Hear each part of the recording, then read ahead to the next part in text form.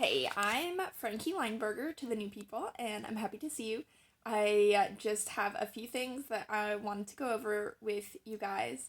So, I've been taking a lot of training in selling stuff, basically, marketing. And so, we want to have a culture where we are the customer's guide. So, kind of like Obi-Wan Kenobi has a guide in Qui-Gon Jinn, or um, or The Hobbit has a guide who is Gandalf. In a lot of great movies, you have a guide and somebody who's coming along to follow them, the hero. So there's a hero and a guide, and we want to be guiding our customers through our store. So, what that looks like is we are not going to try to pressure them into any sales. We're not going to be sleazy, we're not going to be gross, and we're not going to, try to force it down their throats. But, you know, they've come to our store. They want to have a good experience. They want to talk to us. They want to feel like they've been on a farm with people who know about farm stuff. So, in the ideal world, we would all have an idea of why the products are useful, what they can be used for, what great recipes we tried with them, what other customers have said. Oh, I had a customer just yesterday who made strawberry pie and she loved it. It was so good.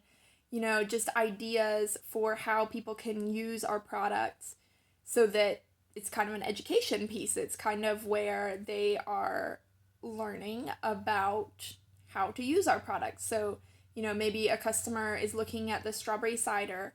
In an ideal world, maybe we would start a conversation with them and say,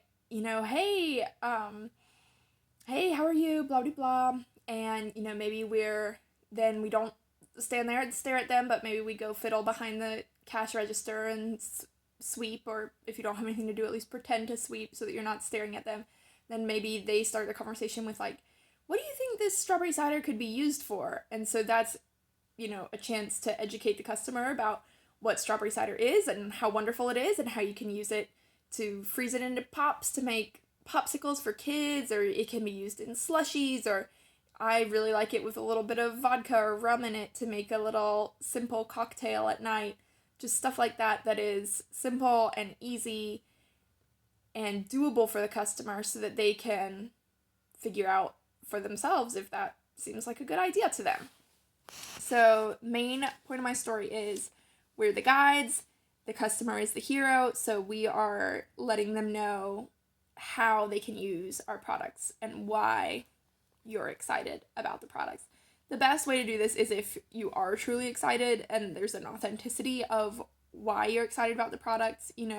It's always easier for me to do this if I actually really enjoy the product. Like, I really like strawberries, so it's always really easy for me to come up with great ideas for things that they could do with strawberries. It's a little bit harder with, like, tomatoes because I don't really like raw tomatoes, but I can always talk about I like cooked tomatoes, so I can always talk about, like, yeah, I make marinara sauce with these tomatoes and it makes really good spaghetti sauce, something like that.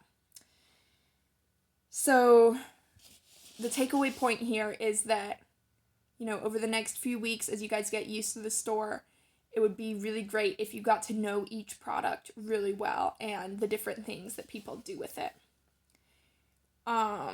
Don't stare at the customer. So, like, just to me, it's always so awkward if I go into a store and the employee's like, hey, how are you?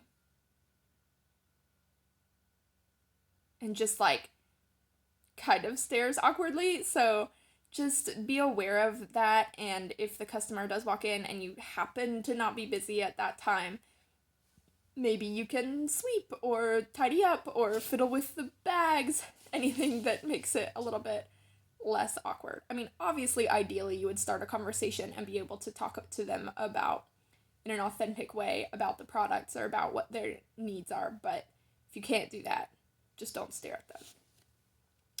Never take out your phone in front of a customer. So I know all of us, we're all struggling with addiction to the phones, but it looks pretty unprofessional when you take the phone out. So it's really important to not take the phone out in front of a customer.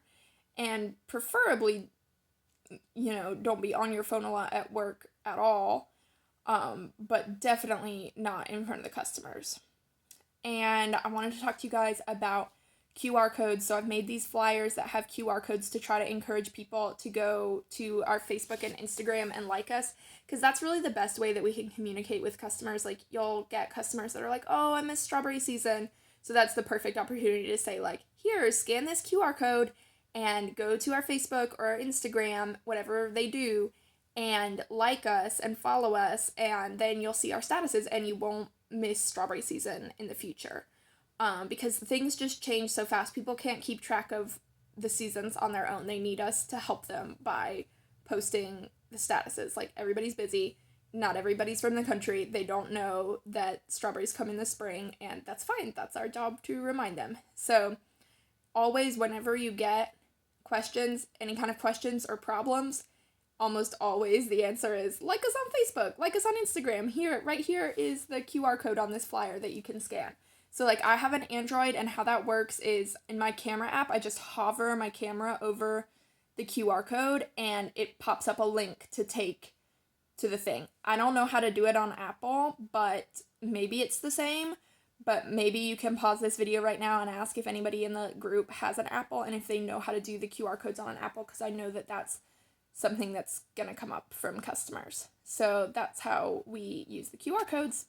Okay, I hope we have a good year. You guys will be seeing more of me around. Bye.